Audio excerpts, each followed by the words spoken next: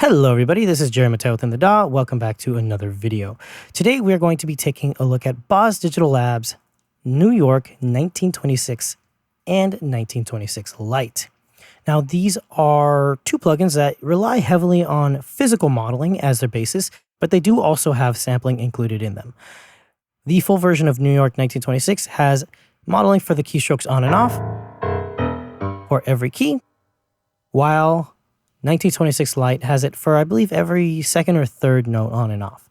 So this one is very heavily based off of physical modeling, but it also makes the CPU hit extremely small and makes the amount of space that it takes up in your hard drive extremely tiny. Some people tend to have an issue with that, thinking that it will cause issues or it will reduce the quality of the sound.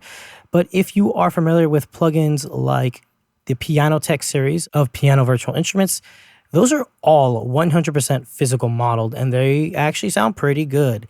Anyone who uses SWAM audio, their stuff is physical modeled, and it's very tiny on your hard drive, but they sound amazing, and it's able to model pretty much every single aspect of the instrument. So physical modeling is by no means a bad thing. It's actually quite good, just depending on how you do it. Now, what is the main difference between New York 1926 and New York 1926 Lite?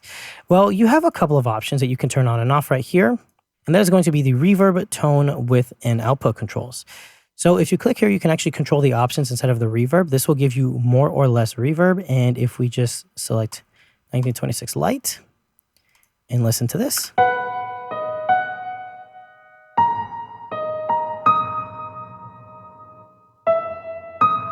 we can control the dampening, the room size, the pre-delay, and the width of our reverb. So we can do something more like this.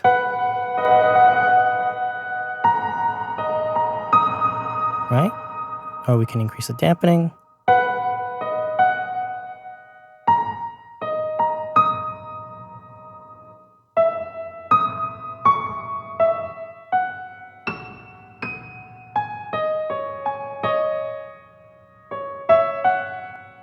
Or turn it off.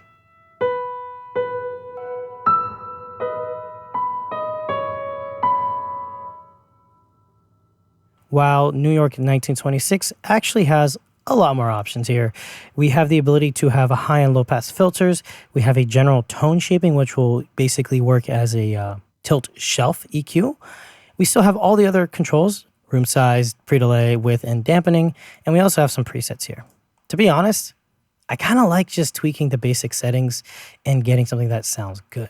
I tend to go for a pretty medium to large size room with dampening usually no more than 75, but no less than about 30. For the width, I like nice wide reverbs. Pre-delay, it doesn't matter, it's whatever is your preference, but this can go up to 1000 milliseconds. Double click anything to set it to its default. And of course, you can click this little green button to bypass the settings. Besides that, you'll notice that the tone control is going to control the EQ of this reverb. Now you'll notice that in the Lite version, you only get 3 options, but you also have the ability to choose between the filter types. We have 2 different high and low passes, a low shelf, a high shelf, a peak, a band pass, a tilt, and an all pass. And this is the same for the full version. The only difference is we get 6 bands instead of 3 for the full version. We also have this really nifty little trick that kind of thins out and adds brightness to the master output, which is just by simply turning this knob. Having this set to 0 is actually going to keep it at neutral, while turning it to the left is going to make it darker, turning it to the right is going to make it brighter.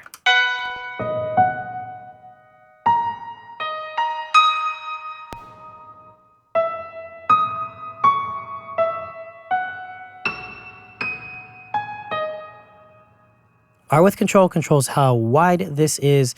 Since this is using physical modeling and samples, it is actually a pretty noticeable difference.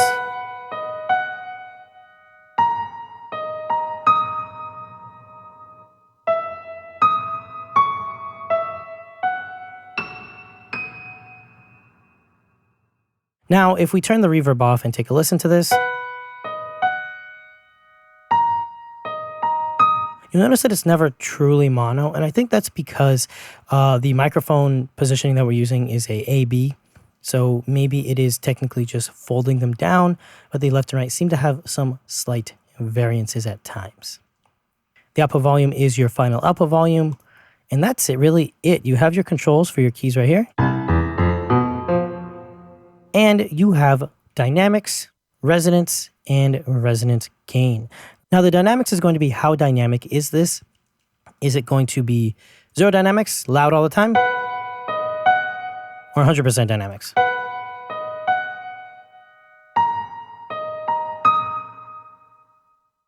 I like to set the dynamics to 80%, which is its stock, because just listening to it, it kind of helps you maintain a certain normalization while also still allowing a lot of dynamic options so you can still express your performance. The resonance is going to be the natural resonance mode. So we have natural, dry, super, and emulated. And if you're in emulated, you're actually able to rise the resonance up and down.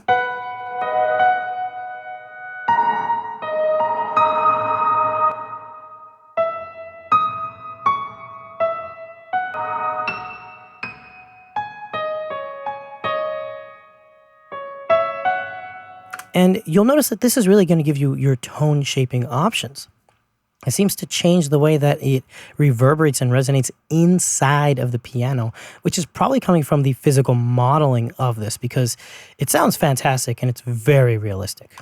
Now, the only other option that we have inside of the full version is, of course, you get your dynamic control, your resonances, and your different resonant options.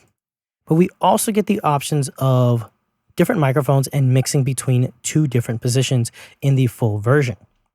We also get the mic B delay, the release gain, the pedal noise, and the shift keys. Now, the options that we have for the microphone positions is close, mid-side, wide, room, and empty. And you're able to blend them in right here using this mix knob, or you can bypass it, and it'll just turn mic B off completely. Let's take a quick listen to the full version.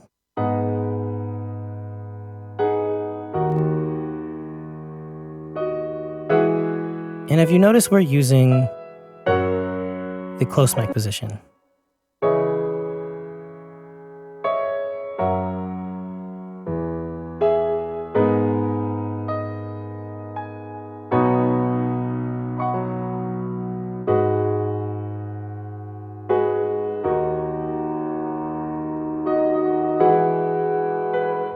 Let's say we use the wide setting.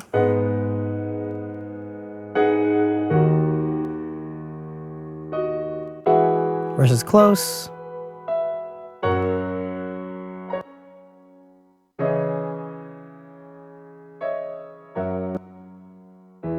And then MS.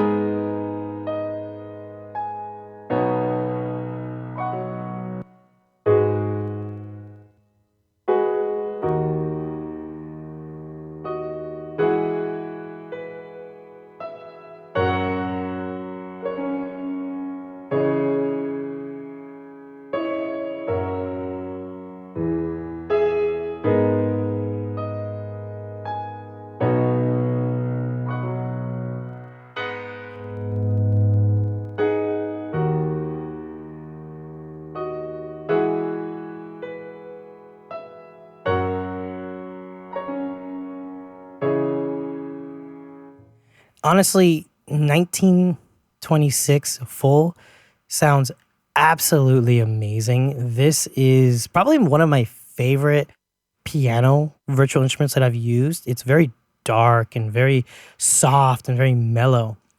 And I like how I can get something that sounds very backgroundy with this, right? This is like a very good, just mellow kind of droning sound. I really like the options of switching between the mics, the reverb, the tonal options. Everything's really, really well laid out. It's really well thought out. And you have a lot of options, even in the basic version. The New York 1926 Lite actually sounds fantastic. The close miking option is a very good one. If you set your width really high, you can get a really nice wide image.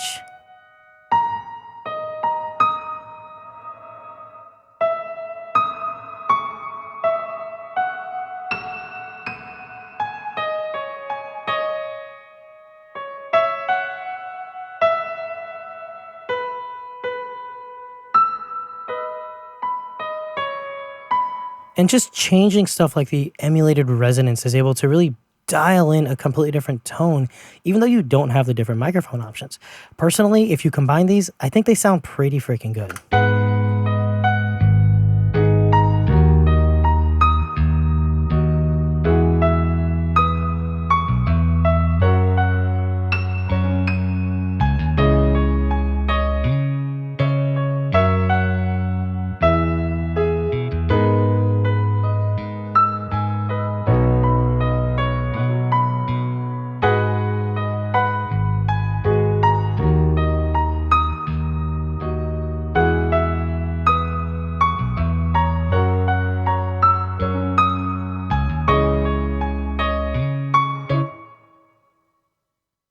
And something that I hope you notice is that there's absolutely no post-processing on this. There's no pre or post-processing. Everything is being done directly from the plugin itself. I have a random thing on Easy Bass, just using a Galleon Kruger that I'm demoing out.